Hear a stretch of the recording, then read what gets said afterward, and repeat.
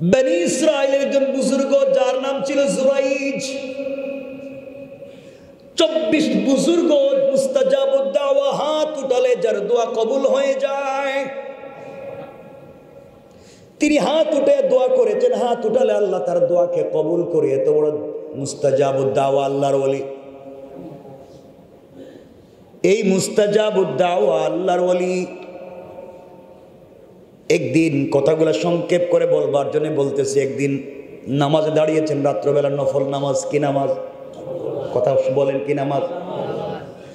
নফল নামাজে দাঁড়ালেন জুরাইজ আল্লাহর ওলি। রাত হয়ে গেলে নামাজে দাঁড়িয়ে যায়। তার কলিজার টুকরা মা এসে ডাক দিয়া বলছেন জুরাইজ। জুরাইজ তখন নামাজে দাঁড়িয়ে আছে, কানে আওয়াজ এসেছে, মা ডাকতেছেন, আমি কি করব? মনে মনে বলতেছে কালা রব্বি ইন্না সলাতি ওয়া উম্মি, আয় আল্লাহ আমি তোমার কদমে নামাজে দাঁড়িয়ে গেছি তোমার সামনে, একদিকে আমার মা আমাকে ডাকতেছে, আমি নামাজে আমি কি করব? মা আবার এসে ডাক দিলেন, ও জুরাইজ। জুরাইজ আবার মনে মনে বলে কালা রব্বি ইন্না সলাতি ওয়া উম্মি, আয় আল্লাহ আমি নামাজি, আমার মা আমাকে ডাকে। আবার এসে মা ডাক দিয়ে বলছেন জুরাইজ। মা এসে দেখলেন সন্তান তখনও নামাজে, হাত উঠাইয়া বলতেছে আল্লাহ 3 বার সন্তান রে ডাকলাম, সন্তান নামাজে, মামি মা বড় কষ্ট পাইলাম, আমার ডাকে আমার সন্তান একটা বার সাড়া দিল না। আমি বদদুয়া করে দিলাম ও যেন দুনিয়ায় বেইজ্জত না হইয়া না মরে, ও যেন জেনা না করে, ও জেনার অপবাদ না নিয়া না মরে। মা বদদুয়া করে দিলেন সন্তানের উপরে। আমি জানতে চাই ছেলে খারাপ কাজে ছিল না ভালো কাজে? সবাই বলেন। ছেলেটা নামাজে ছিল, মা বদদুয়া করলেন। কথা হলো তার বদদুয়া লাগবে কিনা? হাদিস হলো, মাসআলা হলো, ফতোয়া হলো, আপনি যদি ফরজ নামাজে না হয়ে নফল নামাজে হন, মা বাপের কেউ যদি আপনাকে ডাক দেয়, নফল নামাজ ভেঙ্গে দিয়ে মা বাপের ডাকে সাড়া দেওয়া আপনার উপরে ওয়াজিব। আল্লাহু আকবার। আল্লাহ বলতেন বান্দা তোর বাপ ডাকছে, ভাঙ নামাজ, আমার নামাজ আবার পড়বে, কিছুক্ষণ পরে পড়বে, আগে মায়ের ডাকে যা, তো তোর বাপ ডাকছে, আগে যা বাপের কথা শোন, নামাজটা পড়ে পড়। আল্লাহু আকবার বলেন। রব কি সম্মান দিয়েছেন মা বাপকে, নামাজে থাকলে বলতে নামাজ ভাঙ। আপনি নফল রোজা রাখছেন, মা বলতেছেন বাবা আমার মন চায় তোমার সাথে আজকে দুপুরে খাই, বাবা বলতেছেন তোমার সাথে আমার খাইতে মন চায়, আপনি বললেন না আমি না রোজা রাখছি। তুমি কত বড় পীরের ঘরের পীর, তুমি রোজা রাখছো, কিসের রোজা রাখছো? মা বলছেন খাও, আল্লাহ রসুল বলছেন তোমার জন্য রোজা ভেঙ্গে মা বাপের সঙ্গে খেতে বসা তোমার উপরে ওয়াজিব। আল্লাহু আকবার বলেন। কি সম্মান দিলেন মা বাপকে, চিন্তা করেন তো। আপনাদের কষ্ট হচ্ছে নি? কর্তৃপক্ষ বলছেন আমি একটু দেরি করার জন্য, আপনাদের কষ্ট না হলে আমি কয়েক মিনিট বলতে পারি, কারণ আমার নির্ধারিত সময় আছে, আমার বলার টাইম অনেক উপরে এখনো বাকি আছে। কষ্ট হচ্ছে না তো? প্লিজ, আমি ভালো লাগার জন্য বলতেছি না, আমরা আমল করব ইনশাল্লাহ। না আল্লাহ কথাগুলো শুনেন, মা বাবার কথা উঠছে তো আমি সংক্ষেপ করে বলে দিচ্ছি, আয়াতের সঙ্গে মিলাই আনি এসে। আমার বন্ধুগণ কথাগুলো দিল দিয়ে শুনেন। জুরাইজ নামাজে ছিলেন, মা বদদুয়া করলেন, কিছুদিন পরে মা ইন্তেকাল করলেন। জুরাইজ এত বড় ইবাদত করে পুরা দেশের মধ্যে যার সম্মান আর সুনাম, তার জামানায় তার চাইতে বড় আলেম পৃথিবীতে আর নাই। কত বড় আলেম! তাকে এলাকার সকল মানুষ মিলে, মোহাব্বতের মানুষ, মুরিদিন মুহিব্বিন মিলে চমৎকার করে একটা ঘর বানিয়ে দিয়েছে, জঙ্গল এবং মাঠের মধ্যখানে একটা বাড়ি বানিয়ে দিয়েছে। মুরিদেরা মিলে, মোহাব্বতের ভালোবাসার মানুষ মিলে হুজুরে বানিয়ে দিছে। কারণ হুজুরের কাছে যখন দোয়ার জন্য যায়, হাত উঠালে দোয়া কবুল হয়ে যায়। এই জঙ্গলের পাশে একটা মেয়ে মানুষ এই জঙ্গলের পাশে একটা রাখাল ছেলে বকরি চড়াতো, উট চড়াতো, গরু ছাগল চড়াতো, পশু পাখি পালতো। জুরাইজের ঘরের কাছে, ইবাদত খানার কাছে একটা মেয়ে ছিল, ওই মেয়ের বিয়ে হয় নাই। কি হয় নাই? কথা বলেন। ওই মেয়েটার এখন পর্যন্ত বিয়ে হয় নাই, কিন্তু কয়েকদিন পরে দেখা যায় মেয়েটা একটা বাচ্চা জন্ম দিছে। নাউজুবিল্লাহ বলেন। এগুলো তখন ট্রেন্ড আমাদের সমাজে চলে আসছে। বিয়ে শাদীর দরকার নেই, বাচ্চা থাকলেই হলো। আমি ওদিকে আলোচনা যাব না। সন্তান জন্ম হয়ে গেল, এলাকার মানুষ চিন্তা করে কি রে মেয়ের বিয়ে হয় নাই, সন্তান কোথায় পেল? মেয়েটা চিন্তা করছে সন্তানের বাপের পরিচয় দিলে কেউ আমাকে আস্ত রাখবে না, মেরে ফেলবে। একটা বড় গাছের নাম বলতে হবে, যেই গাছের উপর দিয়ে বাতাস চলে গেলে আমার উপরে লাগবে না। মেয়েটা বলতেছে, এই সন্তানের বাপকে তোমরা জিজ্ঞাসা করো, তোমরা যারা দুধ কলা দিয়ে পুষছো, তোমাদের পীর সাহেব, তোমাদের বড় হুজুর, যারা তোমরা ঘর বাড়ি বানাইয়া দিছো, যার খিদমতে সারাদিন বসে তা করে, এই জুরাইদ আমার সন্তানের বাপ। আসলে জুরাইদ স্বপ্নেও জানে না এই কথা। যেই কথা সেই কাজ। এলাকার মানুষ এসে জুরাইদকে বলছে, হুজুর, পীর সাহেব, আপনি আমাদের এলাকার সম্মানিত মানুষ, আপনি কি করলেন? আপনি এইভাবে একটা মেয়েকে বিয়ে না করে জেনা করলেন। তিনি আল্লাহর নামের কসম করে বলছেন, আমি এই কাজগুলো করি নাই। কিন্তু কে শুনে কার কথা? মেয়েটা তো সত্যি বলে দিয়েছে। সংক্ষেপ করে বলি, এই কথার কারণে মানুষ জুরাইদের হাত পায়ে দড়ি লাগাইয়া রাস্তার ভিতরে টানে, ঝাড়ু দিয়া পিটায়। এতদিন পর্যন্ত যাকে মাথার উপরে নিয়ে সম্মান দিছে, এই মানুষগুলাই তাকে বেইজ্জত করে রাস্তা দিয়ে হাঁটায়। লাঞ্ছনার একবার নিম্ন পর্যায়ে পৌঁছে গিয়েছে। জুরাইদের শরীর থেকে চামড়া ফেটে ফিনকি দিয়ে রক্ত পড়ে যায়। জুরাইদ মুস্কি মুস্কি হাসে আর পড়ে আলহামদুলিল্লাহ। পাবলিক চিন্তায় পড়ে গিয়েছে, এত আঘাত করলাম, নির্যাতন করলাম, হাসে কেন? হাসে কেন জানতে চাই। সবাই কয়েকদিন নির্যাতন করে অসুস্থ হয়ে গিয়েছেন, থামায়া দিলেন। কয়েকদিন পরে জিজ্ঞাসা করে, হুজুর, এত নির্যাতন করলাম, মারলাম, আলহামদুলিল্লাহ বলেন কেন? জানতে চাই। জুরাইদ বলে, তাহলে শোনো, এই সন্তানের বাপকে, তাকে তোমরা জিজ্ঞাসা করো, সন্তানকে জিজ্ঞাসা করো, ওই কথা বলবে। এলাকার পাবলিক বলছে, হুজুর, সন্তানের বয়স তো মাত্র 3-4 দিন, কমনে কথা বলবে? জুরাইদ আবার সিজদায় পড়ে আল্লাহকে ডাক দিয়া বলছে, আল্লাহ, জীবনে অপরাধ করেছি, গুনাহ করেছি, অনেক করেছি, এটা সত্য, কিন্তু তুমি যে আমার রব, এটাও সত্য। আল্লাহ, আমি কি অপরাধ করছি আমি জানি, যে জন্য আজকে আমার এই শাস্তি। কিন্তু আল্লাহ, বেইজ্জত হয়ে গেলাম, এবার সত্যটা বাইর করে দাও। যুবক বলতেছে, এলাকার মানুষেরা, বাচ্চাটার জিজ্ঞাসা করো তার বাপকে। এলাকার সকল মানুষ মিলে ছোট্ট বাচ্চারে জিজ্ঞাসা করে, 3-4-5 দিনের বাচ্চা, বলো তোমার বাপকে। এমন সময় আমার আল্লাহ এই ছোট্ট বাচ্চার জবান খুলে দিয়েছে। ছোট্ট বাচ্চা চিৎকার করে বলছে, এলাকার মানুষেরা, আমার বাবা জুরাইজ না, আমার বাবা এই আল্লাহওয়ালা বুজুর্গ না। এই বুজুর্গ যেই বাড়িতে থাকে তার পাশে একটা মাঠ আছে। এই মাঠে একজন ছাগল রাখাল আছে, বকরি রাখাল আছে। ওই রাখাল আমার মায়ের সঙ্গে জেনা করছে, ও আমার বাপ। এই আল্লাহর ওলি আমার বাপ না। সবাই হাওমাও করে কাঁদতেছে, পীর সাহেবের কাছে কান্না করে। তিনি বলেন, আমার কাছে কান্না করে লাভ নাই, তোমাদের কোনো দোষ নাই, দোষ আমার। হুজুর, আপনি কিছু না করে আজকে এত বড় লাঞ্ছিত হয়ে গেলেন, চলার পথে আমরাও লাঞ্ছিত হয়ে যাই কিছু না করে। আল্লাহ ইজ্জত কেমনে দেয় দেখেন। এবার জুরাইদ বলতেছে, শোনো, আজ থেকে অনেক দিন আগে আমি নামাজে ছিলাম, আমার মা আমারে ডাক দিয়া বলছে, জোরাই যেদিকে আসো। আমি নফল নামাজে ছিলাম, নামাজ ভেঙ্গে মায়ের ডাকে সাড়া দেওয়ার কথা ছিল, দেই নাই। আমি ঠিকঠাক মতো নামাজ আদায় করছি। এরপরে মায়ের শিওরে গিয়েছি, মা রাগ করে আমার জন্য বদদুয়া করলেন। কারণ মা বাবার মুখ থেকে বদদুয়া হোক, দোয়া হোক, বের হয়ে গেলে আল্লাহর দরবারে কবুল না হয়ে ফিরে না।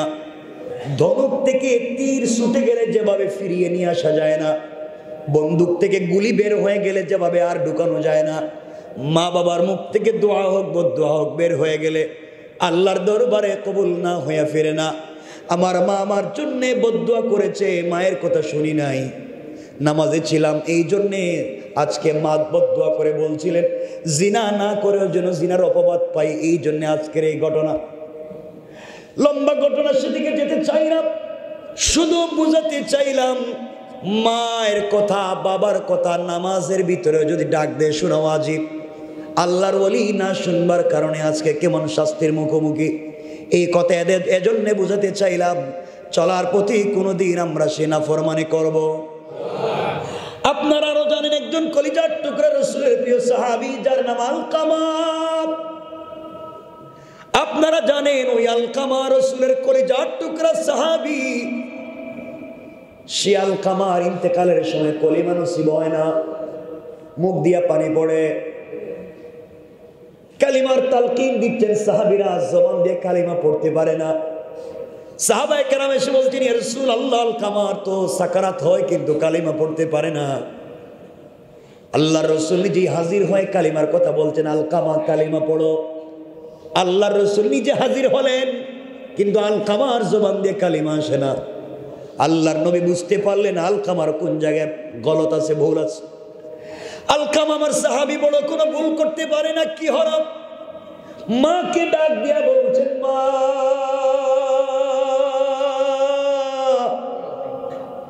আলকামার জবানে কালিমা আসে না, কি হইছে আপনি একটু বলেন। মা বলছেন, ইয়া রাসূলুল্লাহ, আমি কিছুই জানি না, আপনি জানেন আর আলকামা জানে। রাসূল বুঝতে পারলেন আলকামা আমার সাহাবী, কিন্তু মায়ের ভিতরে কি জানি কষ্ট। আল্লাহ রাসূল সব কথা মায়ের কাছ থেকে শুনলেন। শুনে দেখলেন আলকামার উপরে মা অসন্তুষ্ট হয়ে আছেন, নবীজির সাহাবী। মাকে ডাক দিয়া বলছেন, আলকামার মা, আপনি আলকামাকে মাফ করে দেন, আমি আল্লাহর রাসূল বলছি। আলকামার মা বলতে লাগলেন, আমি আলকামাকে মাফ করব না। আল্লাহর রাসূল বলছেন, আপনি মাফ না করলে তো কালিমা পড়তে পারবে না। শেষ পর্যায়ে আল্লাহর রাসূল বলেন, আগুন নিয়ে আসো, আগুন জ্বালিয়ে দেওয়া হলো। সাহাবায়ে কেরাম বলছেন, আলকামাকে ধরো, এইভাবে আগুনে ফেলে দাও, আলকামা জ্বলে যেন ভস্ম হয়ে যায়, তাকে মরার পরে জাহান্নামে জ্বলবার দরকার নাই। আলকামাকে আগুনে ফেলে দেওয়া হবে। মা চিৎকার করে বলছেন, ইয়া রাসূলুল্লাহ, 10 মাস 10 দিন পেটে রাখছি, আমার চোখের সামনে সন্তানকে আগুন দিয়ে জ্বালাবেন, সহ্য হয় না। সন্তান যত ব্যথা কষ্ট দিয়ে থাকুক, এই মুহূর্তে আমি মা আলকামার উপরে খুশি হয়ে মাফ করে দিলাম। সাথে সাথে আলকামার জবানে কালিমা জারি হয়ে গেল। সুবহানাল্লাহ। আল্লাহ পাকের দরবারে লাখ কোটি, তার চাইতে হাজারো বেশি শুকর সুজুদ যে আল্লাহ রব্বুল ইজ্জত ওয়াল জালাল আমাদেরকে এই মুবারক জুমার সালাতে মসজিদে আসবার তৌফিক দিয়েছেন। কত মানুষ এই পৃথিবীতে বেঁচে আছে, আমাদের আশেপাশে কত মানুষ বসে আছে, কাজে ব্যস্ত, মসজিদে আসতে পারতেছে না। আল্লাহ আমাদেরকে নিয়ে এসেছেন, অন্তরের সবটুকুন ভালোবাসা আবেগকে উজাড় করে শুকর গুজার হচ্ছি। সকলে এক বাক্যে আওয়াজ করে পড়ছি, আলহামদুলিল্লাহ। কোরআনে কারীমের 29 নম্বর পারা, 74 নম্বর সূরা, সূরা আল মুদ্দাসসির,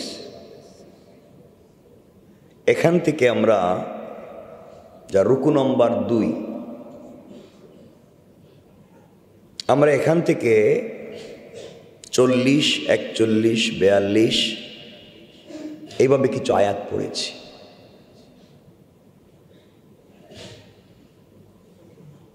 খুব বেশি কথা আমরা শুনি,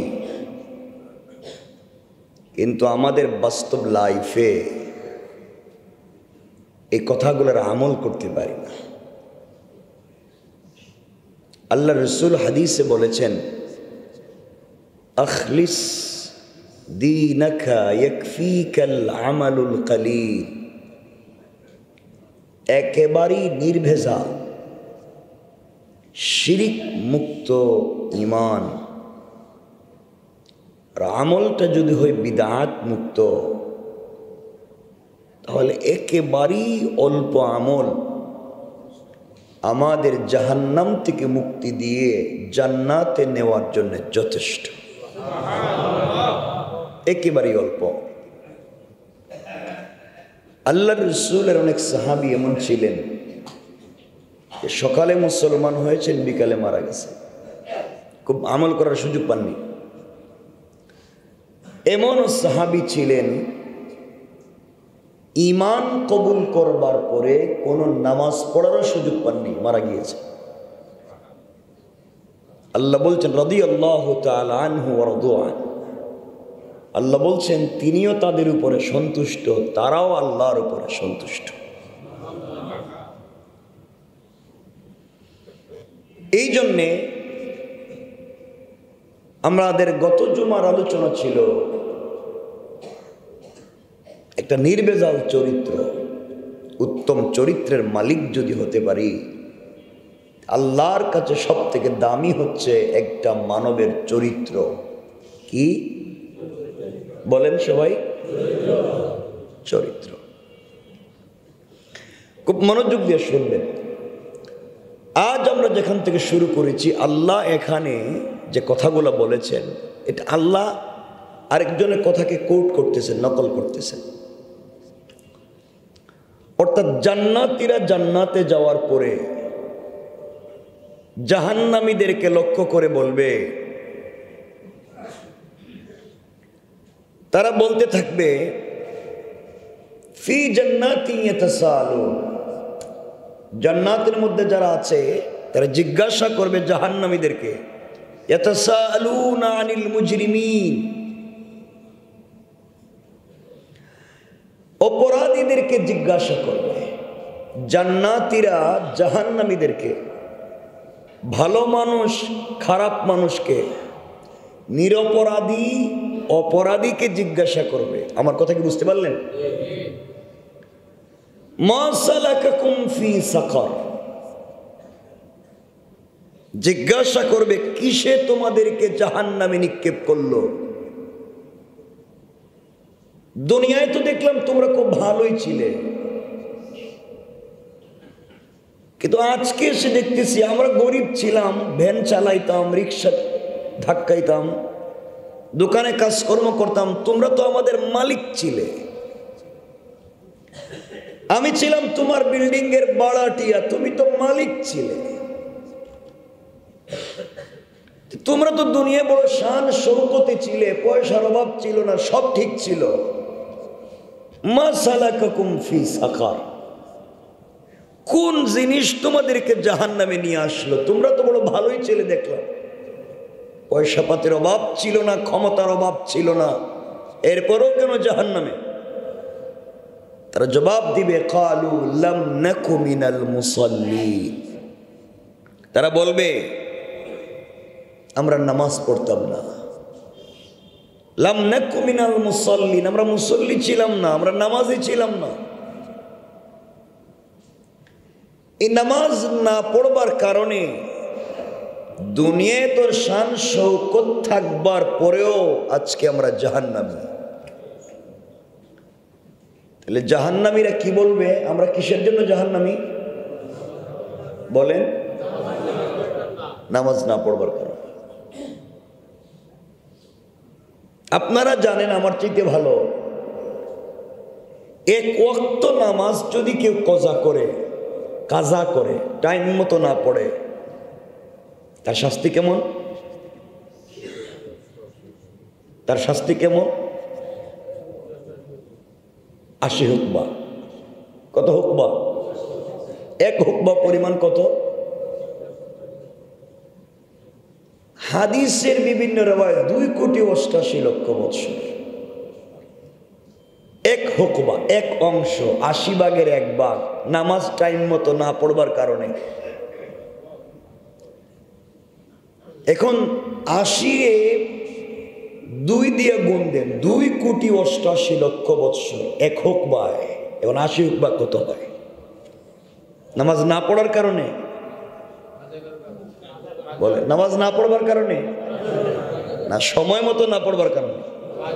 নামাজ পড়ছে কিন্তু সময় মতো, বলেন নামাজ পড়ছে সময় মতো। একজন মানুষ যদি নামাজ পড়ে সময়ের ভিতরে না পড়বার কারণে এই শাস্তি হয়, তাহলে যে নামাজই পড়ে না তার কি পরিমাণ শাস্তি চিন্তা করেন। আপনারা কি আমার কথা বুঝতে পারতেছেন? আপনার দিলে কথাটা লাগান না কেন? এই জন্য আপনি যাই করেন না কেন, আপনি যে অবস্থায় থাকেন না কেন, আপনাকে নামাজ পড়তে হবে। আল্লাহ রাসূল বলেছেন, আস-সালাতু আলা ওয়াক্তিহা, নামাজ হবে সময় মতো। নামাজ কখন? সবাই বলেন না, সময় মতো, ওয়াক্ত মতো। আমার মতো না ওয়াক্ত মতো? আবার বলেন, আমার মতো না ওয়াক্ত মতো?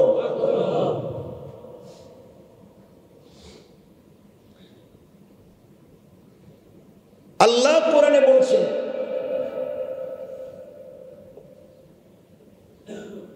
যখন জুমার সময় হয়ে যায়, জুমার সময়,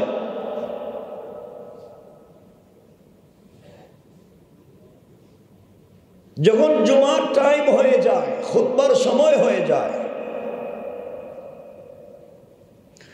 তখন পৃথিবীর সকল কাজকর্ম হারাম।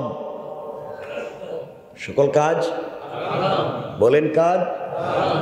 এখন আপনারা বলেন, আজানের পরে খুতবার সময় এই বাজারে, এই শহরে, এই ঢাকা শহরে রেস্টুরেন্ট খোলা থাকে না? বলেন না। যারা খোলা রাখে এরা মুসলিম না? যারা বসে খায় আড্ডা মারে মুসলিম না? এই জামাতের সময়, নামাজের সময় এই বাজারে, এই শহরে দোকান খোলা থাকে না? বিভিন্ন জাতের দোকান খোলা থাকে না? আল্লাহ বলছেন খোলা রাখা যাবে? বলেন যাবে না বন্ধ? আল্লাহ বলছেন বন্ধ, তুমি বললে আমি খোলা রাখবো। আল্লাহ বলছেন ব্যবসা বাণিজ্য হারাম, তুমি বললে আমি করলাম। তো বলেন, আল্লাহ যা বললেন আমরা কি তা মানতে পেরেছি? এরপরে এসে আমি জামাত শেষ হয়ে গেল, আমি দাঁড়ালাম, সুন্নত পড়লাম, আরো 10 রাকাত নফল পড়লাম, আরো 20 রাকাত নফল পড়লাম, আরো তসবিহ পড়লাম, কোরআন শরীফ পড়লাম।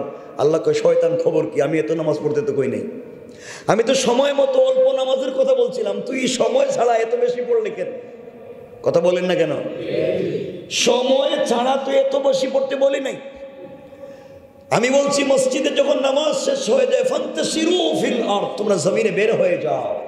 আমি বলছি নামাজ শেষ, তোমরা জমিনে যাও, কাজ কাম করে খাও। আর তোমরা নামাজের সময় কাজ করছো, এখন নামাজ শেষ, এখন মসজিদে কেন? কথা বলেন না কেন? আমার কথা কি বুঝেন আপনারা? আল্লাহ বলছেন নামাজ শেষ হলে জমিনে যাও, কাজ করো, পয়সা ইনকাম করো হালাল পথে। আর আপনি নামাজ শেষ হওয়ার পরে মসজিদে আসছেন, আল্লাহর কথার সাথে আমার কথার মিল হইল? আসতে বললেন যে মিল হয়েছে? মিল হয়নি। আমরা এমন হয়ে গিয়েছি, কিছু মানুষ শুধুমাত্র কেবলমাত্র সমাজে ফিতনা তৈরি করি, ফিতনা তৈরি করবার জন্য ফিতনা তৈরি করি। নিজে জানে না হাদিস কোরআন, নিজে জানে না মাসআলা মাসাইল, নিজে তো কিচ্ছু জানেই না, সমাজে বিভ্রান্তি তৈরি করে, ফিতনা তৈরি করে, সমাজের মানুষকে একেবারেই খারাপ পর্যায়ে নিয়ে যায়।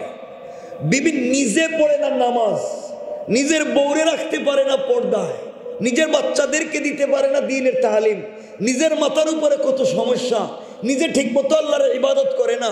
কেমনে দুইজন দিয়ে মারামারি লাগায় দেওয়া যায়, কেমনে একটা সমাজে ফিতনা লাগায় দেওয়া যায়, কেমনে একটা সমাজকে ভেঙে দেওয়া যায়, কেমনে ফতোয়ার নাম করে সমাজকে ধ্বংস করে দেওয়া যায়, কেমনে আরেকজনের বিরুদ্ধে আরেকজনকে লাগিয়ে দেওয়া যায়, কেমনে গীবত শিকায়ত করা যায়, কেমনে ফেসবুক, ইউটিউব, কেমনে এই মেসেঞ্জার, হোয়াটসঅ্যাপে একজন আরেকজনের বিরুদ্ধে বিদ্বেষ ছড়াবে, এই চিন্তা নিয়ে যারা ব্যস্ত থাকে, এরা নামাজ পড়লেও এদের জন্মের মধ্যে আদর্শগত কোনো ভালো কাজ নাই।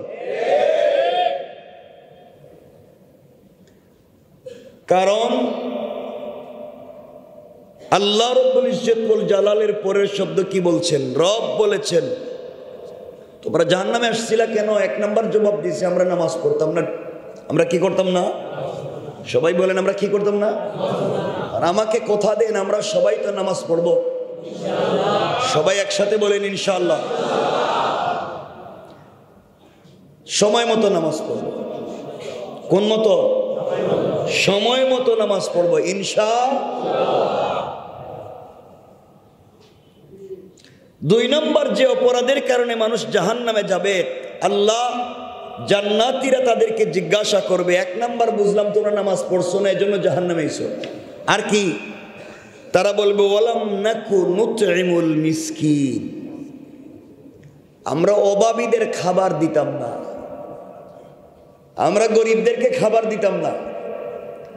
দেখবেন এলাকায় একটা অনুষ্ঠান করেন, আপনার বাপ মারা গেছেন, আপনার মা মারা গেছেন, অথবা যে কোনো কারণে আপনি একটা অনুষ্ঠান করলেন, অনুষ্ঠানের নাম দিছেন গ্রামগঞ্জে করে কাঙ্গালি বুঝ, গরিবরে খাওয়াবে।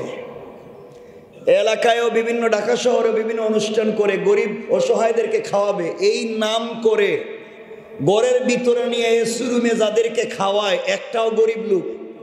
কথা বলেন না কেন? এই ধান্দাবাজি কেন?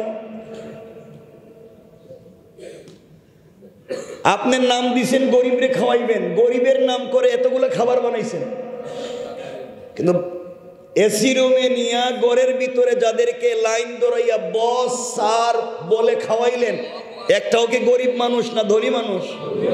কথা বলেন। তাহলে নাম দিছেন কি আর করলেন কি? এরপরেও দেখবেন গরিবরা যদি তখন খাইতে যায়, গ্রামগঞ্জে দেখবেন তাদেরকে বাড়ির সামনে উঠানে ভাঙ্গা প্লেটে দিয়ে দেয়, এখানে বল। কথা বলেন না কেন? এই শহরের গরিব মানুষ যখন খাইতে যায়, কয় তোদেরকে কইছে কেটা, দেখোস না বস আসছে, ভিতরে মানুষ বসা, বাইরে থাক, দাঁড়ায় থাক। কথা বলেন না কেন? কোরবানির সময় বসের বাসায় গরুর রান পাঠাইয়া দেয়, মায়ের বাসায়, বোনের বাসায়, বাবার বাসায়, তার মেয়ের বাসায়, মেয়ে কুরবানি দিছে 2টা, তার বাড়িতে রান পাঠায়। আর যাদের জন্য কুরবানি করলো, কয় না এবার কুরবানি করছি গরিবরে দেওয়ার জন্য, কিন্তু গেট লাগাইয়া রাখে, গরিবরে 2 তলা তাকে 1 পিস 2 পিস করে কুরবানির গোশত দেয়। তাহলে এগুলা দেওয়া না শয়তানি করা? এই সমস্ত শয়তানি নাফরমানি বদমাইশি করেও কিছু লোক আল্লাহর ঘরে এসে ভাব ধরে বসে থাকে, আমি সব জানি। তারা ইসলাম এবং মুসলমানের বিরুদ্ধে কুৎসা রটনা করে। রব বলেছেন তারা যতই ভাব ধরুক না কেন, এরা হচ্ছে এই জামানার সবথেকে বড় টাটকা নির্ভেজাল মুনাফিক। ঠিক না? তুমি কার নাম করে বানাও আর কারে খাওয়াও? তুমি নাম দিছো একটা, করছো আরেকটা।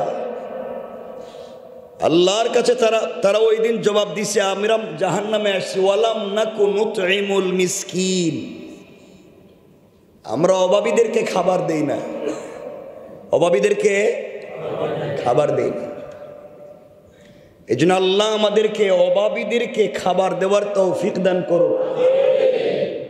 সবাই তো আমরা বলি ভালো মানুষ, আল্লাহর রসুল নিজে পেটে পাথর বেঁধে আরেকজনকে খাওয়াইছে। আল্লাহর রসুলের সাহাবীরা যুদ্ধের ময়দানে রক্তাক্ত হয়ে আহত হয়ে পড়ে রয়েছেন, 1 গ্লাস পানি চাইছেন, আমাকে 1 গ্লাস পানি দাও, একটু পানি পান করো।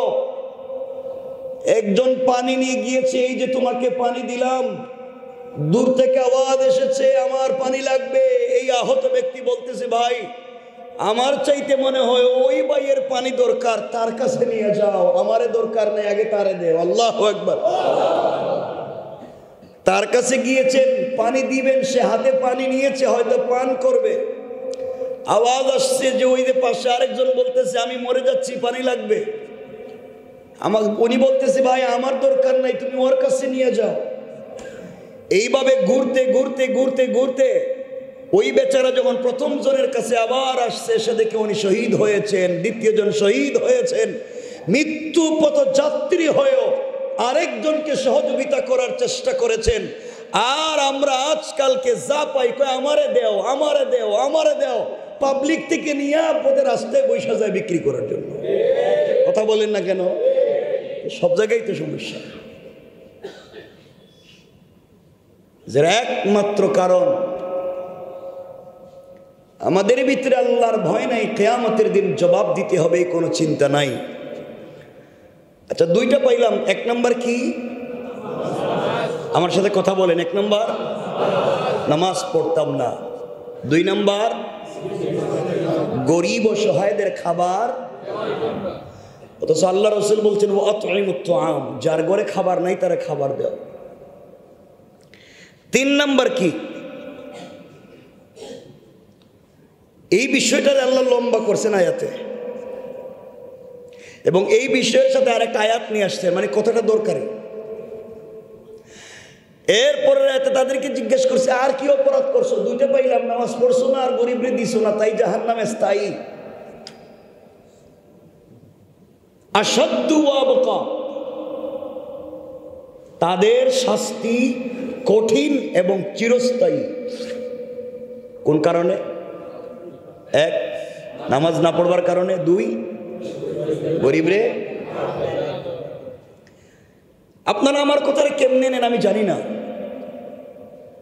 আপনারা গরিবরে দেওয়া বলতে মনে করছেন মনে শুধু গরিবরে দেওয়া। দেখেন তো, আপনার 50 লাখ টাকা দামের এসি গাড়িতে আপনি বসে আছেন, গাড়ি জেমে পড়ে গিয়েছে, ধুলাই খালে, মতিঝিলে, শাপলা চত্বরে বা যে কোনো জায়গায়, পল্টনে, আমাদের আশেপাশে কোথাও গাড়ি জেমে পড়ে আটকা পড়ে গিয়েছে। আপনি গাড়িতে বসা, 50 লাখ টাকা দামের গাড়ি, আপনার গাড়ির গ্লাসের সামনে একজন বিকলাঙ্গ প্রতিবন্ধী এসে বলছে 2টা টাকা দেও।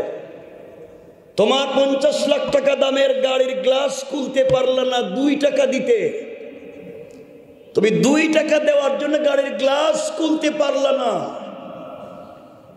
তুমি কেমনে পাবলিকের হক আদায় করবা? আল্লাহর রাসূলের কাছে কেউ চাইলে নিজের কাছে না থাকলে সাহাবীদের কাছ থেকে ঋণ করে এনে দিতেন, যদি আমি কিছু দিতে পারি। কারণ আপনি মনে করতেছেন মনে হয় আপনি পয়সাওয়ালা, এজন্য এটা মনে করবেন না। আমার কথাটাকে বুঝবেন আল্লাহর ওয়াস্তে। আপনি পয়সাওয়ালা এজন্য আপনার কাছে আসেনি, বরং হয়তো এই ফকির আল্লাহর কাছে বলছে আল্লাহ আমার কিছু পয়সা লাগবে, আল্লাহ দেখাইয়া দিয়েছেন ওর কাছে যা, আমি তো ওরে পয়সা দিছি। আল্লাহ হয়তো দেখাইয়া দিয়েছেন তুই আমার কাছে চাইছস, আমি তো সরাসরি তোর হাতে দিতাম না। ও 50 লাখ টাকা দামের গাড়ি দৌড়ায়, পয়সা আমি ওরে দিছি, তুই ওর কাছে চা। আপনার চিন্তা করা দরকার, এত কোটি মানুষ থাকতে ফকির আমার কাছে চায় কেন? অন্যের কাছেও তো চাইতে পারতো, আমার কাছে চাইলো কেন? হয়তো রব আবার নাম খুশি হয়ে ওর দিলে ঢুকাইয়া দিয়েছেন, এই জন্য আমার কাছে চাইছে। আর আপনি ভাব ধরে বসে থাকলেন যে দিতাম না। কিয়ামতের দিন আল্লাহ বললো আমিও তোরে জান্নাত দিতাম না। দেখি কেমনে যাবে।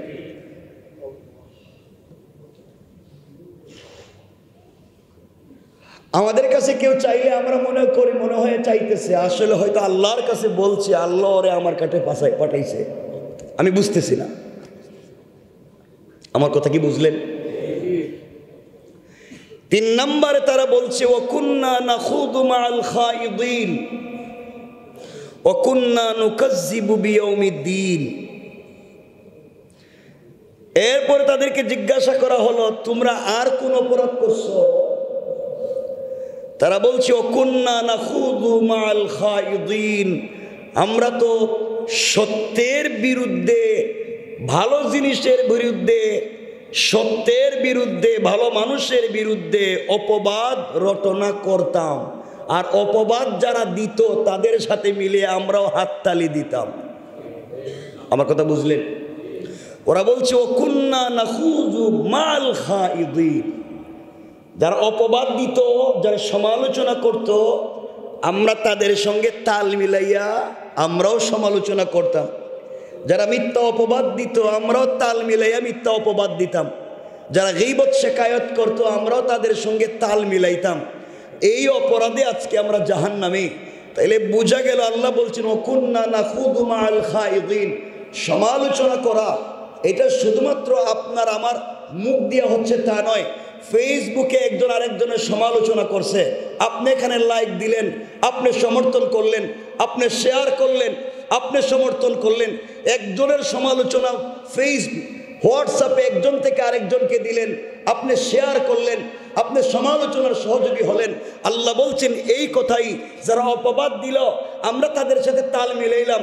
আমি তো ফেসবুকে লিখিনি, আমি তো সমালোচনা করিনি। আল্লাহ বলছেন আমিও তো বলিনি, আমি বলছি তুমি তার সাথে তাল মিলাইছ।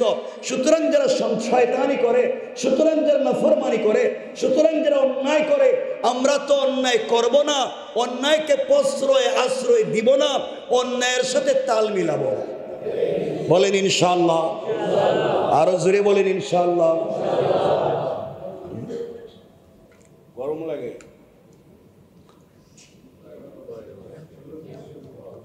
মাঝে মাঝে দিয়ে এটা দিয়ে না, শুন মানুষ বেশি তো এই জন্য মাঝে মাঝে দিয়ে সাউন্ড বেড়ে যাবে। তাহলে আমার কথা কি আজকে বুঝতে পারতেছেন? আমি এভাবে কথা বলতেছি, জাহান্নামীরা জাহান্নামে যাবে। 1 নম্বর নামাজ পড়তো না, 2 নম্বর গরিবদের দান করতো না, 3 নম্বর কাম কি? কথা বলেন না কেন? অপবাদকারীদের সঙ্গে তাল মিলিয়ে অপবাদ দিত, মিথ্যা রটনা করতো, মিথ্যা কুৎসা রটনা। নামাজ আল্লাহর হক, নামাজ কার হক? চাইলে মাফ করে দিতে পারেন না? আল্লাহ তুমি আমার সম্পদ দিছিলা, আমি যা দিছ আমি তো কিছু খরচ করছি, সব দিতে পারি নাই, হয়তো উত্তর দেওয়ার সুযোগ আছে। কিন্তু বান্দার হক হলো আমি যে আরেকজনের বিরুদ্ধে মিথ্যা অপবাদ দিলাম, সাক্ষী দিলাম, গীবত করলাম, শিকায়েত করলাম, এর হিসাব আপনি কি দিয়ে দিবেন? এই জন্য এই জায়গায় আল্লাহ বলছেন এই জায়গায় কোনো মানুষ জান্নাতে যেতে পারবে না। কারণ আল্লাহ রাসূল তার জিন্দেগিতে কোনো মিথ্যা অপবাদকারীকে আশ্রয় প্রশ্রয় দেন নাই, তার সাহাবীরা এগুলা করেন নাই। আর আজকালকে মিথ্যা অপবাদ দেওয়া, গীবত শিকায়ত করা, এটা আনন্দ করে কুরমা পোলাও খাইয়া মানুষ এক জায়গায় গল্প করে আরেকজনের মিথ্যা অপবাদ দেয়। কথা বলেন না কেন? এগুলো আমাদের কালচারে পরিণত হয়েছে। আর কি তোমাদের অপরাধ? শাস্তি কি? অপরাধ কি? তারা বলছে অকুন্না নুকাজ্জিবু বিয়াউমিদ্দিন, আমরা কিয়ামতের দিনকে বিশ্বাস করতাম না, মনে করতাম দূর এগুলা কিছু হবে নাকি, হুজুররা ওয়াজ করছে, সত্য হইতে পারে, মিথ্যা হইতে পারে।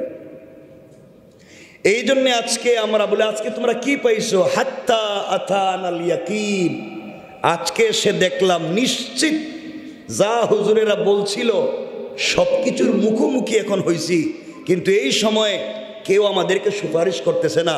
আল্লাহ বলছেন ফামা তানফাউহুম শাফাআতুশ শাফিঈন, এমন এক বিপদে পড়ছি এই সময় সুপারিশকারীদের কোনো সুপারিশ তাদের কাজে আসবে না। এখন কেউ দেখি আমাদের পক্ষে নাই, কোনো নেতাও নাই, কোনো লিডারও নাই, কেউ নাই, সব দিকে আমাদের কাছ থেকে দূরে সরে গিয়েছে, কেউ আমাদের কাছে আসে না।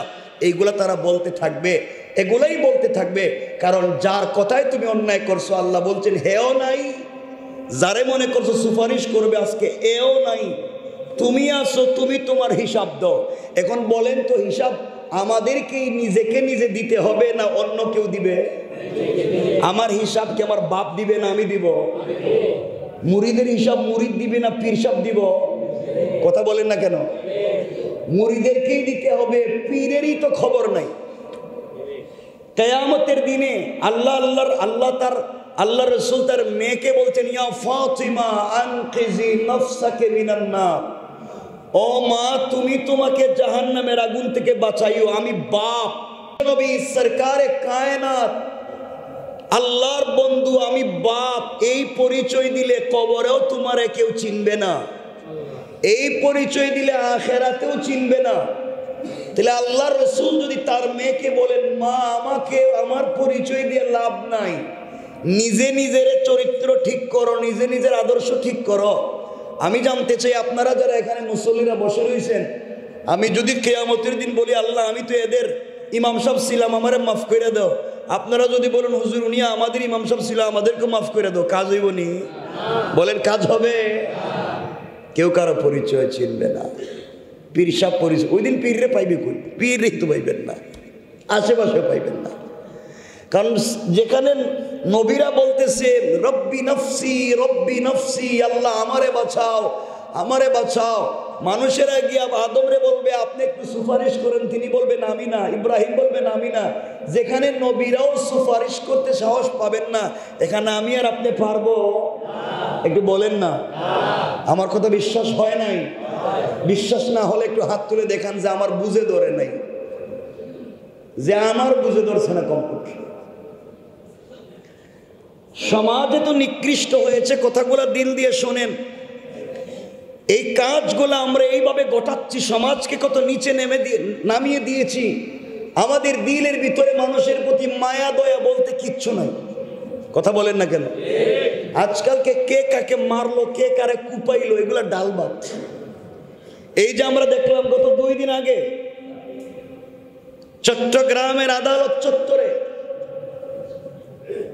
রাষ্ট্রপক্ষের একজন আইনজীবী, আমি এই কতগুলা মাঠে ময়দানে বলেছি, রাষ্ট্রপক্ষের একজন আইনজীবী যার নাম সাইফুল ইসলাম আলিফ, তাকে পরিকল্পিতভাবে হত্যা করা হলো, পুরা বডি কুপিয়ে কুপিয়ে তাকে মেরে ফেলা হলো। এই বাংলাদেশে বড় বড় জিএমবির নেতাদের ফাঁসি দেওয়া হয়েছে, কিন্তু রাষ্ট্রপক্ষের আইনজীবীকে কেউ আঘাত করেনি। এই দেশে বহুত বড় বড় রাজনৈতিক ব্যক্তিদেরকে ফাঁসি দেওয়া হয়েছে, রাষ্ট্রপক্ষের আইনজীবীকে কেউ হত্যা করবার সুযোগ পায়নি। এই দেশে এরশাদ শিকদারের মতো মানুষকেও হত্যা করা হয়েছে, কিন্তু রাষ্ট্রপক্ষের আইনজীবীকে হত্যা করবার কেউ সুযোগ পায়নি। কিন্তু এই দেশে এই ফ্যাসিবাদী সংগঠন, এই সন্ত্রাসী জঙ্গি সংগঠন যেইভাবে পরিকল্পিতভাবে একজন দিনদার মুসলিম সরকার পক্ষের আইনজীবীকে কুপিয়ে কুপিয়ে হত্যা করেছে, এটা যদি চলতেই থাকে এই মুসলমানের দেশে আমরা শান্তিতে থাকতে পারবো না। আমরা পরিষ্কার করে বলে দিই, যারা এই সমস্ত কাজ করেছে, যারা এগুলারে প্ররোচনা দিয়েছে, যারা এদেরকে সাপোর্ট আর সহযোগিতা করেছে, সবগুলারে আইনের আওতায় এনে ফাঁসির ব্যবস্থা করা দরকার। দেশটাকে যার যেভাবে মন চায় সেইভাবে চালিয়ে দেশটাকে ধ্বংসের দ্বার প্রান্তে নিয়ে যেতে চাচ্ছে। আফসোস হয়, এটা কল্পনা করা যায় না। রাষ্ট্রপক্ষের আইনজীবীকে হত্যা করে ফেলবে। আজকে তাকে হত্যা করেছে, কালকে আমাকে করতে পারে, পরশুদিন আপনাকে করতে পারে। এর কারণ কি? আমি এগুলা দেখেন রাজনৈতিক কথা নয়, শুধু শুনবেন আপনারা কি বলি শেষ পর্যন্ত। এই যে এই অ্যাডভোকেট মারা যাওয়ার পরে তার জানাজায় লাখ লাখ মানুষ হলো, বলেন তো এই মারা যাওয়ার আগে এই লোকটারা কেউ চিনত? অপরিচিত, অপ্রসিদ্ধ। এই ছেলেটা আলেম ছিল? বলেন বড় কোনো আলেম ছিল? বাংলাদেশের প্রসিদ্ধ কোনো ব্যক্তি ছিল? কিচ্ছু না। সে কি পলিটিক্সের কোনো নেতা ছিল?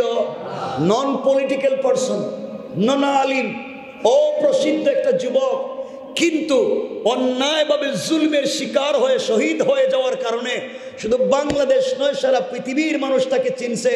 সুতরাং যারা জালেমের পক্ষ নিয়েছে, যারা জালেমদের পক্ষ নিয়েছে, এইভাবে মানুষকে হত্যা করে, কালকে আপনার ছেলেকে, পরশুদিন আমাকে এইভাবে কুপিয়ে হত্যা করতে পারে। এই জন্য এই দেশে আমরা আইন শৃঙ্খলা বাহিনীকে পরিষ্কার করতে চাই। এই দেশের ল যারা দেখেন, আমরা তাদেরকেও ভালো করে বলতেছি, আমরা কিচ্ছু চাই না, আমরা এই দেশে শান্তিতে বসবাস করতে চাই।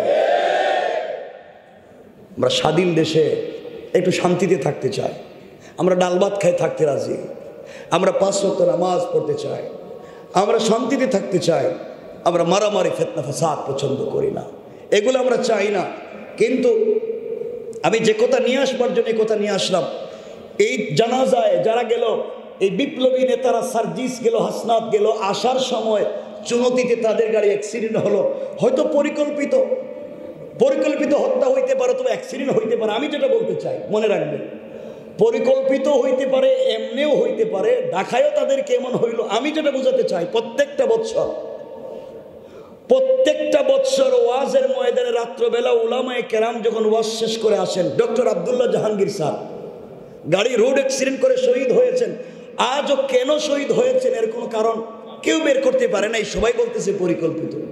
আইনুদ্দিন আল মরহুম আইনুদ্দিন আল আজাদ, সে হত্যা হয়ে গেল এইভাবে গাড়ি অ্যাক্সিডেন্ট করে। 2500-এর ইমদাদুল হক 2500 বাংলাদেশের বরেণ্য একজন মুফাসসির ছিলেন, গাড়ি অ্যাক্সিডেন্ট করে শহীদ হয়ে গেল। প্রত্যেকটা বছর এইভাবে অনেক উলামায়ে কেরাম গাড়ি অ্যাক্সিডেন্ট করে শহীদ হয়ে যান। কেউ দেখা যায় ডাকাতির কবলে পড়ে শহীদ হয়ে যান। এই যেগুলা চলতেছে, পরিকল্পিত হোক আর অ্যাক্সিডেন্ট হোক, আমরা স্বাধীন দেশে বসবাস করি, আমরা এগুলা থেকে মুক্তি চাই। যারা এগুলা করে, এগুলার সাথে জড়িত, তাদেরকে আইনের আওতায় এনে স্বাধীনভাবে আমাদেরকে বসবাস করার সুযোগ দেওয়া হোক। সকলে বলেন, আমরা এই কথা আওয়াজ তুলতে পারবো তো ইনশাআল্লাহ? ইনশাআল্লাহ। আল্লাহ আমাদেরকে হেফাজত করুক, বলেন আমিন। কারণ এই যে এতগুলা কথা বললাম, এতগুলা কথার পিছনে একটা সূত্র হলো, যেই বেচারা নামাজ পড়ে না, আল্লাহকে ভয় করে না, রসুলকে ভালোবাসে না, যেই বেচারা এতিমকে দেয় না, সে আল্লাহকে ভালোবাসে না, রসুলকে মহব্বত করে না, যেই বেচারা গীবত শিকায়ত করে, সে আল্লাহকে ভালোবাসে না, রসুলকে মহব্বত করে না, যেই বেচারা কিয়ামতের দিনকে বিশ্বাস করে না, সে আল্লাহকেও ভালোবাসে না, রসুলকে ভালোবাসে না। সুতরাং জান্নাতে যেতে হলে এই ভালোবাসাটুকু লাগবে। লাগবে কি লাগবে না? আওয়াজ করে বলেন, লাগবে কি লাগবে না? লাগবে। দেখেন তো রসুল কেমন ছিলেন সমাজে, রসুল কেমন ছিলেন দেখেন। আমরা খুব দূরে যাব না, খুব বড় কোনো কথা বলবো না। রসুল কেমন ছিলেন পাবলিকের সাথে। আমি বড় হুজুর হয়ে গেলে পাবলিকের সাথে মুসাফা করি না। মোয়ানাকে তো, তুমি কিসের বড় হুজুর? তুমি আল্লাহ রসুলের চাইতে বড়?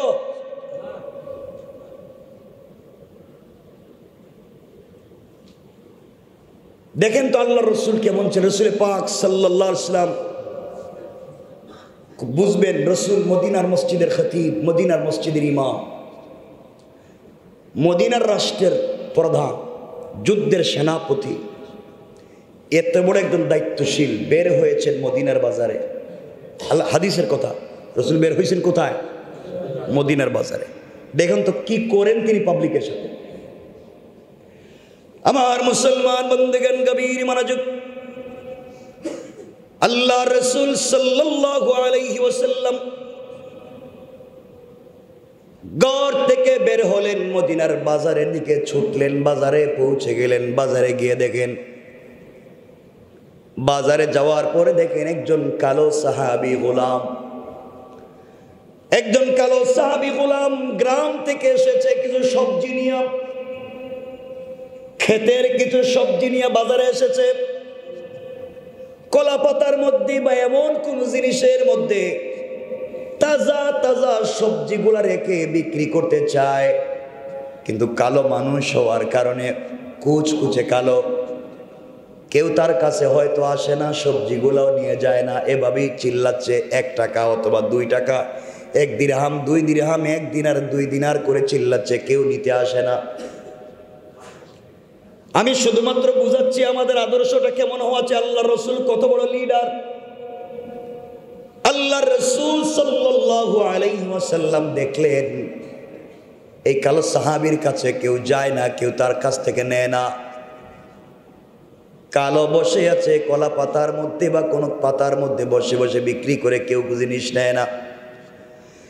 আল্লাহ রসুল আস্তে আস্তে ওই ব্যক্তির কাছে পৌঁছে গেলেন। আকায়ে নামদার, তাজদারে মদিনা, সরকার দু আলম বিশ্বনবী রসুল পাক সাল্লাল্লাহু আলাইহি ওয়াসাল্লাম আস্তে আস্তে ওই কালো সাহাবীর কাছে গিয়ে তার পায়ের সঙ্গে পা লাগিয়ে বসে পড়লেন মাটির মধ্যে। আল্লাহু আকবার। তার পায়ের সঙ্গে পা লাগিয়ে বসে পড়লেন। হাতটা ওই কালো গোলাম কালো কৃতদাস সাহাবীর বগলের ভিতর দিকে ঢুকাই আল্লাহর রাসূল পিছন দিক থেকে দুইটা হাত দিয়ে তাকে জড়িয়ে ধরলেন।